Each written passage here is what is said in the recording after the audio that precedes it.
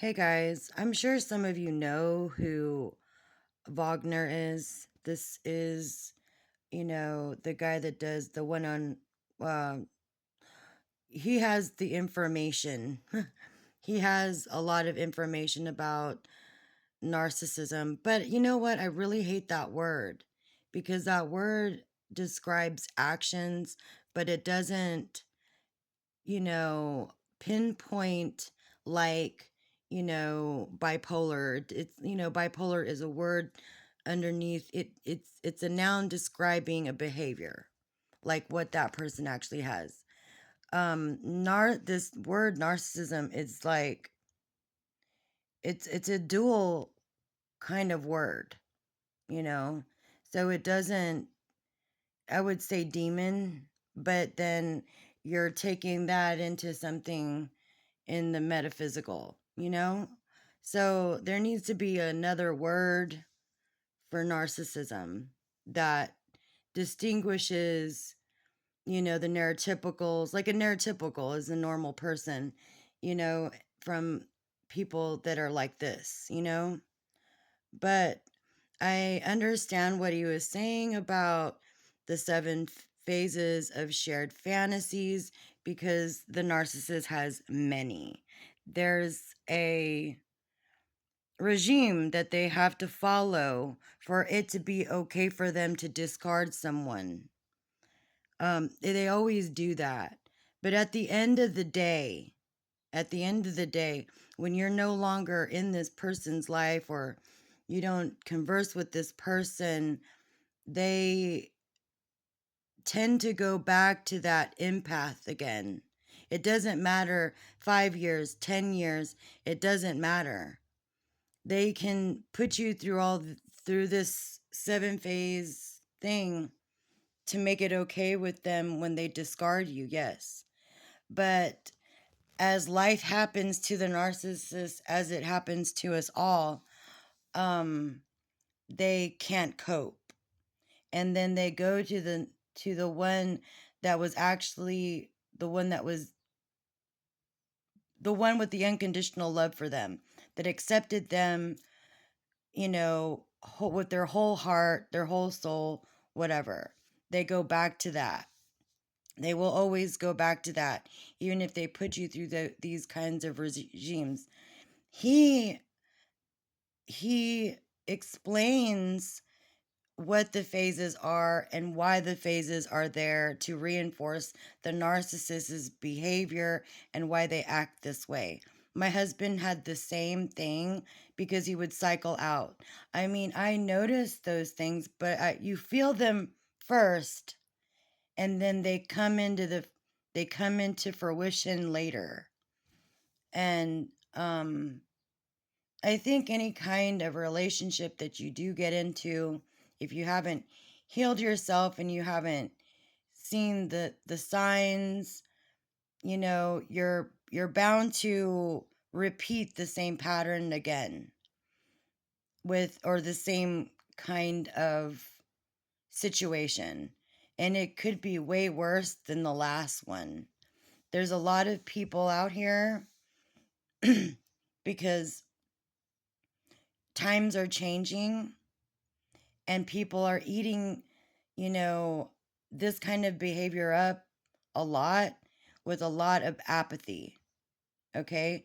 Because right now, when you're a truth teller and you don't lie, because what? A lie is, you know, a sin, right? Especially as we get older, there it's more valid. It's more valid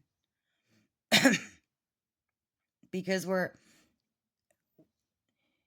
the reason this is the way I think. As we get older and we don't, you know, atone for our sins, it gets it the karma that is attached to that gets worse because nothing grows from a lie, right? Nothing grows from a lie. That's how I look at things. Nothing will grow from a lie. And these kinds of people lie all the time. They just know how to manipulate to get their way because that's how they survive. Like if you live in your truth and you live in God's truth and you live in the light and you are of the light, that doesn't mean that you're not of the dark either, because we all have those tendencies of, getting back and all of that. All of us do. But we have to like recognize it the way that, you know, maybe living with one of these kinds of people, they have to recognize it too. But I don't know if they can, because those impulses to survive are so strong. They're like, why? I'll just do it this easier way instead of taking the high road and doing it, the better way, even though it's harder. You know what I'm saying? As a person that tells the truth is always going to be the one that's looked at as crazy, which is very weird to me. It's very weird. I mean, it almost seems like this goodness in people is almost a fantasy within itself. And when a narc finds one of those, one that tells the truth and says what they need to say because it's the right thing to say, it's the right thing to do, they're enamored by that. They're enamored by that person's, I guess, vigilance to do the right thing. They're intrigued by that. They're like, oh boy, what's this? This is something very new to me. Something out of thousands, right? This one is different. Like I said, like Jesus said, very few can pass through the eye of a needle. And I'm not saying that I'm one of those people, because I'm not, because we're all sinners, right? It's very few people. Like I was telling my sister about, the water girl, whenever Jesus had to carry his cross all the way to, um, the hill, whatever that place is called, where he got sacrificed, the water girl.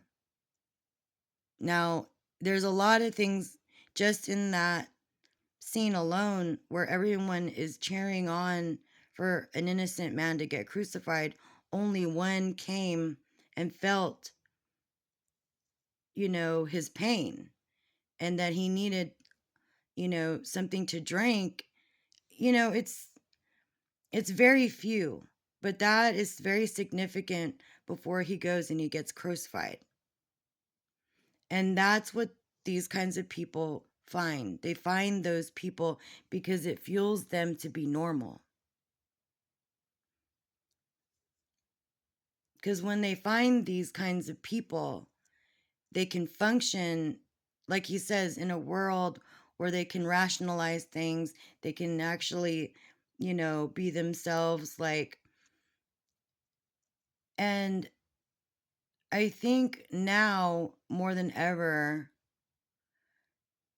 people that are, I would say, of the light, that do the right thing, have to put up their boundaries stronger than ever. And I think that's the thing that I've learned. No one's going to save me. I have to do it myself. And I'm very capable of doing that for myself, you know? But it's not really myself. I always depend on God. And in today's world, they don't do that. He's I don't know what they think. I mean, we can be from many different religions, but we have many different thoughts about, what God is to each one of us. Sometimes, God is in people's lives are at the absolute, being, God the Father, that guides the very few. He knows it. He knows it. Because a lot of people like to use the veil of, oh, I'm a Christian. Well, I kind of step the fuck back whenever you say that. That would be my first red flag. And that if things come with confusion, then I know that's not of God. Like, I know it's one of those. You know, you're going to get discarded no matter what. People are going to tear you down no matter what. But you have to have the strength. Like my son right now, you know, he's going through this breakup. Like, it's so hard. You know, the first cut is the deepest. And I keep telling him, you have to be stronger than that. This is the way things are played in this world. You know, it's just a game. And I know he's got these emotions and he feels the need to hang on, but I'm telling him, I'm like, they usually come back anyway. You know, they usually come back anyway. Because look at my nephew and his wife. Like, she done came back, even though she's done proven herself with a lot of lies, you know. So he's meant to repeat the cycle again. He's not going to break that family curse. No boundaries there. He's going to accept it. He's going to accept that. And how it's going to plan out, I already know. Me and Mom had a discussion about it, you know. So, yes, they do kind of have these, they have to validate themselves. That's how they validate themselves from within to discard you. They have to have a mental thing in their head and they're like, well, you know, I was wrong about you. This. And sometimes they don't really know you. You probably never spoke to this person, but they know of you. But they don't really know you. Because if they really knew you, then they would be like, oh my God, I can't let this one go. And that's when you know, these kinds of people, it does get very dangerous. It does get very dangerous. I'm speaking on experience because I know my husband was capable of more than just harm.